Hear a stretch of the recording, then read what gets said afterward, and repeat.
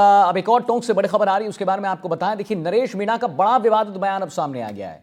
राजनीतिक के कुछ नेता गुंडों से भी खतरनाक हैं। ये देखिए, नरेश मीणा फिर एक विवादित बयान दे देते हैं। भ्रष्टाचार, नशाखोरी पर सीधा वार। जेल से निकलते ही जनक्रांति यात्रा का ऐलान। 11 सूत्री मांगों को लेकर 21 जुलाई को होगी यात्रा।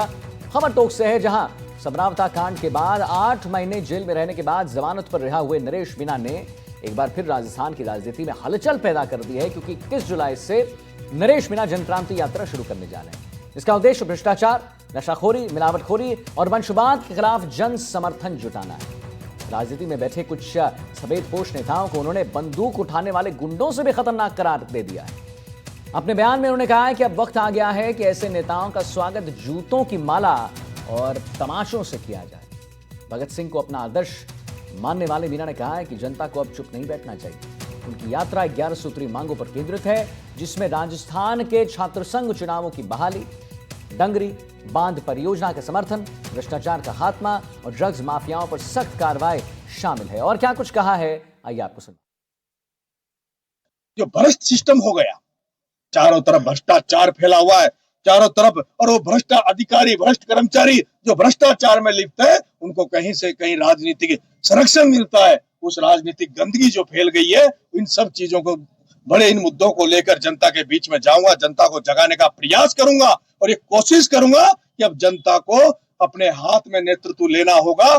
जनता को केवल वोट देने तक सीमित नहीं होना होगा, बल्कि जनता को अब खुद जागरूक बनना पड़ेगा, जनता को सतर्क होना पड़ेगा, जनता को ये पहचानना पड़ेगा कि जिस नेताओं को वोट देकर विधानसभा, लोकसभा में भेजते हैं, अब उस जनता को ये तय करना होगा कि अगर उन्होंने गलत लोगों को अब तक वोट दिया, गलत लोगों को विधानसभा, लोकसभा में भेजा है, तो अब उनको वो वोट ना दे, उनको माला नहीं पहनाए, अब उनको तमाचा मारे।